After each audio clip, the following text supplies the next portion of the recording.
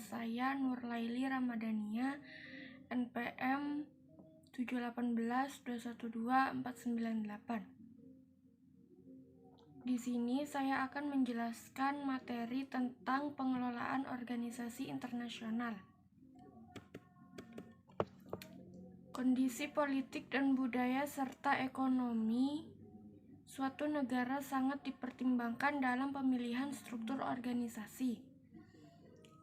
Dengan kondisi demikian ditambah dengan keinginan asal perusahaan multinasional dalam mengendalikan cabang juga sangat menentukan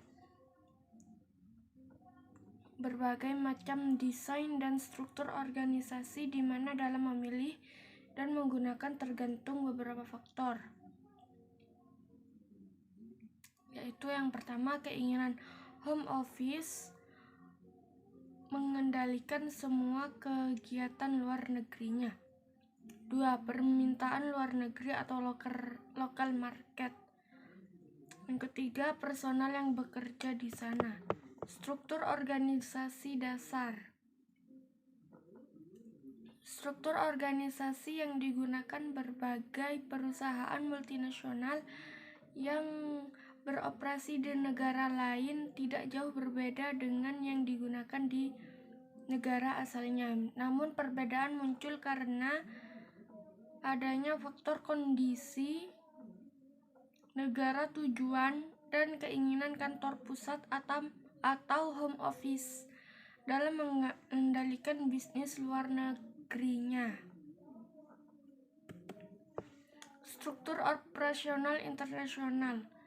Salah satu penyusunan struktur organisasi internasional yang awal adalah memasukkan semua cabang yang ada di berbagai negara ke dalam satu divisi yang disebut operasi internasional.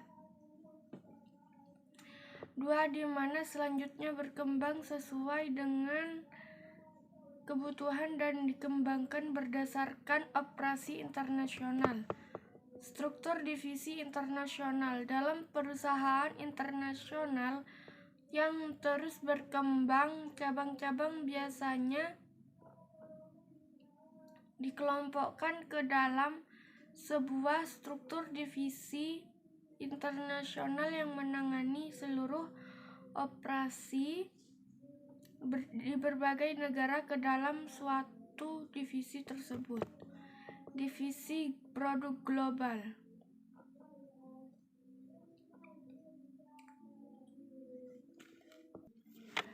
Chief Executive Officer atau yang lebih dikenal CEO meliputi production, marketing, finance, dan personal. Lalu habis itu meliputi product division A, product division B, product division C, product division D, dan yang terakhir product division E, yaitu meliputi beberapa negara, yaitu South America, Afrika, Europe, Australia, dan Far East. Negara Europe meliputi Great Britain, France, Germany, Italia, dan Netherlands. Netherlands meliputi di beberapa bidang, yaitu bidang production, bidang marketing, dan bidang finance, dan bidang personal. Divisi area global CEO meliputi 4 bidang, yaitu production, marketing, finance, personal. Lalu kemudian meliputi beberapa negara, yaitu North America, South America, Europe, Australia, Far East.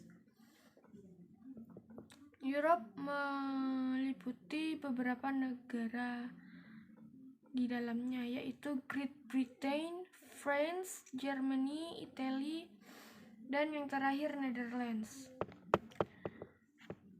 Divisi fungsional global CEO meliputi 3 bidang, yaitu production, marketing, dan finance. Bidang production meliputi domestic production produk A, B, C, D, Sedangkan Foreign Production Product ABCD. Di bidang marketing juga ada dua, yaitu Domestic Production Product ABCD, dan yang kedua Foreign Production Product yaitu ABCD. Penyusunan struktur global. Struktur organisasi global dapat dibedakan menjadi 3 tipe yang secara umum adalah sebagai berikut: divisi produk global, divisi area global, divisi fungsi global. Struktur organisasi dari merger. Adanya akuisisi yang dilakukan oleh perusahaan multinasional menjadikan harus ada struktur organisasi baru. Penyusunan struktur organisasi baru diharapkan adanya sinergi antara struktur organisasi perusahaan yang mengakuisisi dan yang diakuisisi. Contohnya, Siemens dari Jerman merupakan perusahaan elektronik di Jerman yang membeli Nixdorf Komputer dari Inggris. Ford Motor membeli perusahaan motor Jaguar dari Inggris. Struktur organisasi dari joint venture. Adanya perjanjian kerjasama yang dilakukan 2 atau lebih perusahaan multinasional menjadikan mereka harus melakukan koordinasi atas keseluruhan barang yang dikerjasamakan. Dalam perjanjian kerjasama dapat dilakukan hanya sebagian saja seperti produksi, pemasaran, atau keuangan. Struktur yang dibangun untuk melakukan kerjasama tentu bersifat lebih fleksibel dan tidak bersifat tradisional. Struktur organisasi dari Keiretsu. Keiretsu merupakan struktur organisasi yang terkenal di Jepang. Selain besar dan vertikal, juga terdiri dari banyak perusahaan yang tergabung dan bekerja sama satu dengan yang lain secara lebih dekat. Contoh Keiretsu yang dibangun kelompok Mitsubishi ini terdiri dari 8 anggota inti yang terikat bersama dengan saling bertukar kepemilikan dan bisnis jangka panjang. Karakteristik organisasi. Formalisasi adalah sebagai penggunaan struktur dan sistem dalam pengambilan keputusan, komunikasi, dan pengendalian. Spesialisasi adalah kemampuan individu secara khusus dapat melakukan tugas-tugas tertentu. Sentralisasi merupakan sistem manajemen di mana pengambilan keputusan yang penting dibuat pada tingkat puncak. Kebalikannya adalah desentralisasi. Mungkin ini yang dapat saya sampaikan. Mohon maaf apabila ada yang kurang. Wassalamualaikum warahmatullahi wabarakatuh.